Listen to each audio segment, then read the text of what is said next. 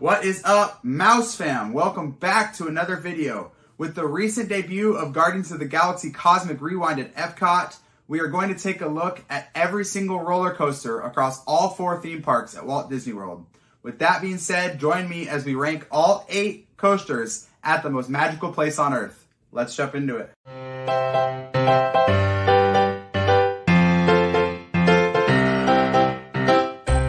A couple parameters before we get started. First and foremost, this is only about active coasters right now, so we are not going to be taking a look at Tron. We will also not be including Primeval Whirl, as that is officially closed and torn down at Disney's Animal Kingdom. This is just coasters at Walt Disney World that are currently open.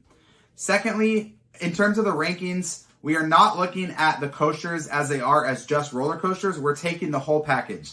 If this were a coaster enthusiast video and we were only taking a look at thrill, the list would be a lot different. But this is not going to be that. This is going to be taking a look at, yes, the thrill as it is a coaster ranking, but also the thematic fit, the overall scope and size of the attraction as a whole and how it fits into the land around it, and the uniqueness of the coaster experience. Also, the coaster will receive bonus points if it's a family coaster. I know most coaster enthusiasts don't really care if the coaster is for families or not. It's more so just about the thrill. But this is a Disney World ranking, so if the ride is also good for kids, that gives it bonus points as well. With all that out of the way, let's get started with the list. Coming in at number 8, Goofy's Barnstormer, Magic Kingdom.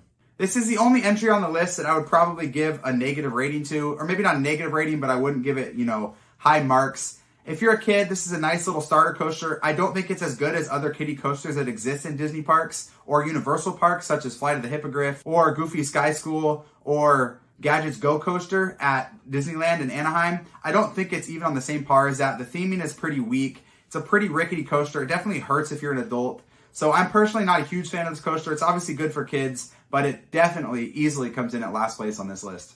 Coming in at number 7, Space Mountain, Magic Kingdom. Now number 7 all the way through 1 from here on out is what I would consider a quality coaster. These are definitely, well-regarded roller coasters that are definitely worth the ride. But with that being said, one of them does have to come at the bottom of those 7, and it is Space Mountain.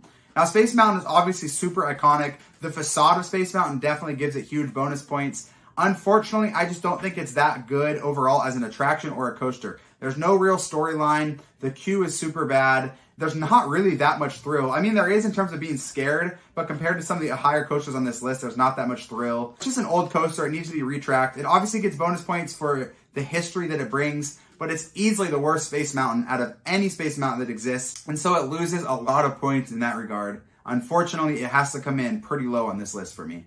Coming in at number 6, the first big controversial choice, Rock and Roller Coaster, Hollywood Studios. Obviously, if we were just talking strictly coaster enthusiasts, what's the best just strict roller coaster? Rock and Roller Coaster would easily be in the top 3.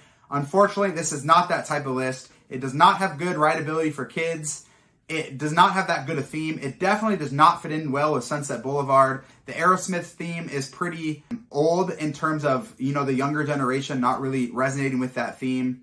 And I don't think the on-ride theming is that great either. Once after that launch, it's mostly just cardboard cutouts. Now, the queue is pretty fantastic, and the loading zone is really, really good as well. Obviously, it's an extremely fun coaster, but it's a pretty short roller coaster with bad theming that doesn't really fit into the land. And on top of all that, it doesn't have any kinetic energy. You can't see the coaster from outside. It's just a big box, and a lot of entries higher up on this list bring a lot of kinetic energy and just enjoyment to the land it's in. I don't think Rock and Roller Coaster does that very well, so it has to come in lower on this list. That brings us into our top 5. Coming in at number 5, Slinky Dog Dash, Hollywood Studios. Obviously, like we just said at the last entry, if this came with just roller coasters, this would probably be lower on the list. It would definitely be lower than Rock and Roller Coaster and probably Space Mountain. But as is, Slinky Dog Dash is a really, really good family attraction. Slinky Dog brings a lot of kinetic energy to the land. It's super well themed. It has a lot of great things to look at if you're not actually riding. If you're waiting in line, or if you're heading in through the queue, or even if you're just walking by, it brings a lot of energy and just thematic completeness to the land that it's in. So those are bonus points. And it's a pretty fun on-ride experience. It's a little bit too short, but it has those 2 really fun launches. It has a lot of great on-ride aspects, and of course that super fun finale at the end. So overall, Slinky Dog Dash probably could have been a little bit better than it is, but as it stands today, it is a pretty solid family attraction. Coming in at number 4 today, Big Thunder Mountain Railroad, Magic Kingdom. Along with Space Mountain, Big Thunder Mountain Railroad is probably the most iconic roller coaster on this list. It's definitely a hit for adults as well as kids, so that gives it huge bonus points. It's super, super iconic with the facade that just looms over Frontierland that really brings together Magic Kingdom as a whole. Another one of the best things going for Big Thunder Mountain Railroad is the ride time. This is over 3 minutes long of just roller coaster goodness. It doesn't pack a whole bunch of crazy thrills, but it just packs a lot of fun. The sound that the trains make and the waterfall, it's just a super iconic attraction. It's not the best queue in the world, and unfortunately it does lose points for uniqueness because other rides like this exist in the world. But besides that, Big Thunder is a really fun coaster. Doesn't quite pack a huge thrill, but definitely makes up for that in iconicness and being one of the most classic roller coasters potentially in the world. So for that reason, it comes in at number 4. All right, that brings us to our top 3. Coming in at number 3 today, Seven Dwarfs Mine Train, Magic Kingdom. In terms of iconicness, Seven Dwarfs is not on the same level as a Big Thunder or a Space Mountain.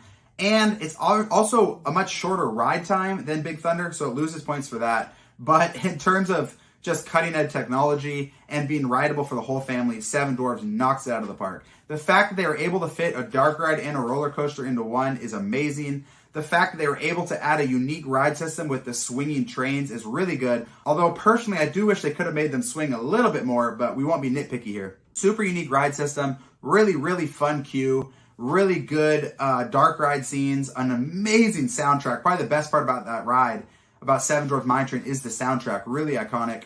Unfortunately, it is fairly short. If it was a minute or two longer, this would be a much better ride.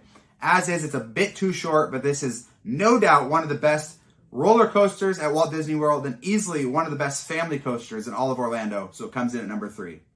All right, that brings us to our top 2. These two, 1 and 2, were very interchangeable for me, but ultimately, coming in second place is Guardians of the Galaxy Cosmic Rewind, EPCOT.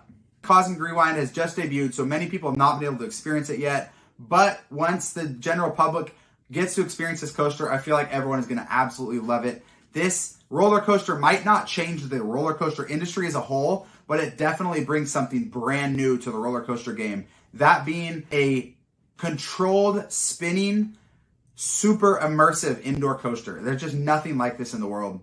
I do have a couple nitpicks with Cosmic Rewind that bumps it down lower on the list. Number 1, it doesn't bring any kinetic energy, and that big blue box that it fills in is pretty ugly. Now, that's obviously not a huge deal when you're getting a coaster this awesome, and I'm not saying that as like a big negative, but it is a con that takes it back off the 1 spot. The second one being that I don't think the storyline fits very well here. I don't hate the EPCOT fit. Like, it's a fine fit in EPCOT, but I don't think that the storyline inside of the coaster itself really fits that well. Now, Disney touted this as a storytelling coaster, and I don't really think it's that, but I do think it's incredibly enjoyable, incredibly smooth, and incredibly fun roller coaster. Easily the best part about Cosmic Rewind is how incredibly smooth it is and the grand scale of this coaster. Every single set feels like you're in just a massive room. It really is crazy that the Imagineers pulled this off. It is an incredible queue and one of the best roller coasters in Orlando. Unfortunately, it did not quite get the number 1 spot here. It is an incredible coaster. I encourage everyone to go ride it right away if you can, and hopefully it will not be on virtual queue much longer so that the general public can wait and stand by. But with that being said, coming in at number 1, Expedition Everest, Animal Kingdom. Like I said, I went back and forth between number 1 and number 2 on here, but ultimately, when it comes to the whole package, I don't think it's that close. I think Expedition Everest does take the number 1 spot fairly easy here when we're talking about the whole package. If we were just talking about roller coasters, it's probably a lot closer. Guardians of the Galaxy Cosmic Rewind probably gets the top spot there. But in terms of the whole package, the facade, the queue, the thematic integrity, the uniqueness of the ride, everything, Expedition Everest takes it. If Expedition Everest could ever fix the Yeti at the end and get it out of the BMO Disco Yeti, it would just only cement this ride further. But that's probably the only con I have about Expedition Everest. Just like Guardians of the Galaxy Cosmic Rewind and Big Thunder Mountain, it has a very long ride time. It's incredibly, incredibly fun with that huge drop, the backwards launch. Obviously, the mountain itself is just amazing and looming, and it really brings home that whole Asia area. It honestly brings together Animal Kingdom as a whole, and so that's why it gets a top spot. It is the whole package. Expedition Everest is the number 1 best roller coaster at Walt Disney World. All right, guys, that is our list. Let me know down in the comments what you agree and what you disagree with. How would you rank all 8 roller coasters at Walt Disney World? If you want to add Universal Orlando or any SeaWorld coasters in your list as well, feel free to add those. You guys can be on the lookout for our next video, which is going to be ranking every ride at EPCOT. Since the debut of Guardians of the Galaxy Cosmic Rewind has added another attraction to that lineup.